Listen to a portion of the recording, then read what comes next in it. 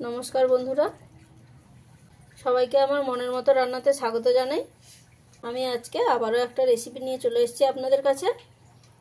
আজকে আমাদের রেসিপি কলমি শাকের ভাজা।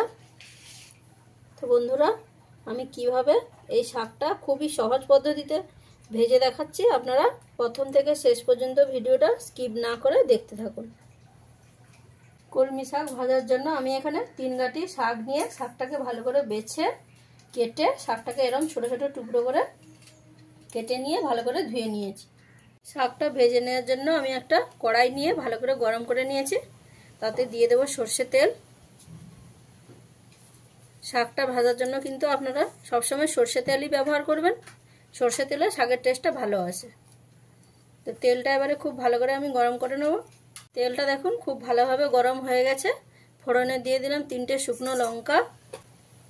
লঙ্কাগুলোকে হালকা ভাজা ভাজা করে নিতে হবে। গ্যাসের ফ্লেমটা এই সময় আপনারা মিডিয়ামে দেবেন। আর শুকনো লঙ্কাটা ভাজা ভাজা হয়ে গেলে আমি এখানে দিয়ে দেবো 2 চামচ রসুন কুচি। রসুন কুচিটাকে হালকা ভাজা ভাজা করে নিতে হবে, খুব বেশি ভাজা যাবে না।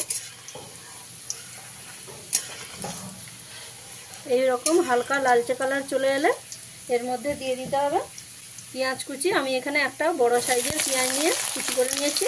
পেঁয়াজটা দেওয়ার পরেও পেঁয়াজটাকে ভেজে নেব। পেঁয়াজটাকেও আমি এখানে খুব বেশি লাল করে ভাজবো না, হালকা একটা কালার চলে এলেই হবে। কারণ শাক ভাজাতে পেঁয়াজটা একটু কাঁচা কাঁচা থাকলেই বেশি ভালো লাগে, বেশি ভাজা হয়ে গেলে শাকটার টেস্টটা সেরকম আসে না। দেখুন পেঁয়াজটা ঠিক এইরকমভাবে ভেজে নিয়েছি হালকা লালচে করে। দিয়ে এর মধ্যে আমি এবারে দিয়ে দেবো ঝালের জন্য কাঁচা লঙ্কা কুচি। কাঁচা লঙ্কাটা দিয়ে একটু ভালো করে মিশিয়ে নেব।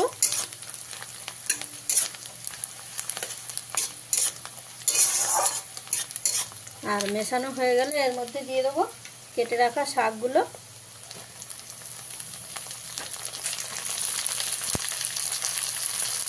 শাকটা এখানে আমি একসাথে পুরোটা দিইনি, তাহলে একটু নাড়তে অসুবিধা হবে। এইভাবে হাফটা শাক দিয়ে এইভাবে ভালো করে একটু মিশিয়ে নিতে হবে।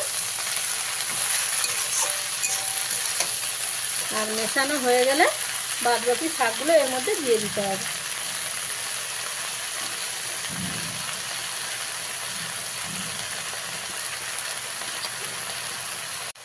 সবগুলো শাক দিয়ে একবার ভালো করে মিশিয়ে নেব।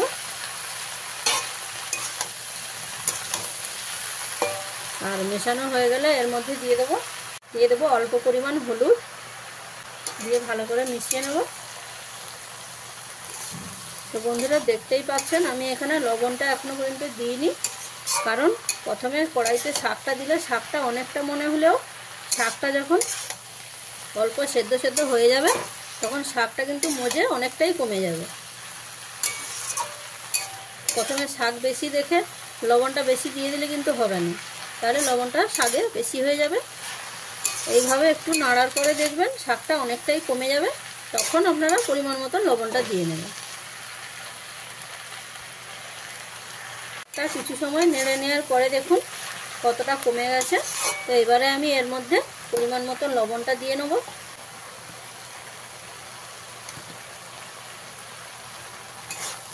আমি এখানে অল্প পরিমাণে হলুদ দিয়েছি, আপনারা চাইলে হলুদটা এখানে নাও ব্যবহার করতে পারেন।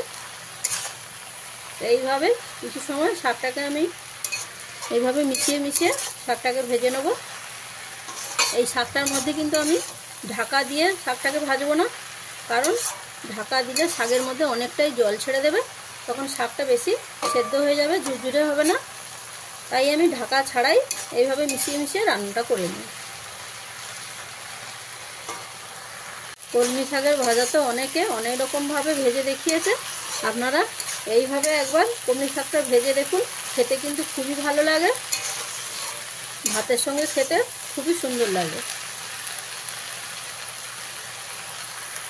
কিছু সময় শাকটা ভেজে নেওয়ার পরে দেখুন শাকটা ভালোভাবে সেদ্ধও হয়ে গেছে এবং শাকে যে জলটা ছিল সেটাও শুকিয়ে গেছে। বন্ধুরা, আমি যেভাবে খুবই সহজ পদ্ধতিতে শাকটা আপনাদের ভেজে দেখালাম, আপনাদের অবশ্যই ভালো লাগবে। আর ভালো লাগলে চ্যানেলটিকে লাইক, শেয়ার এবং সাবস্ক্রাইব করতে ভুলবেন না। আর শাক ভাজাটা কেমন হয়েছে সেটাও কমেন্টের মাধ্যমে জানাবেন। শাক ভাজাটা আমার কমপ্লিট, আমি নামিয়ে নিচ্ছি।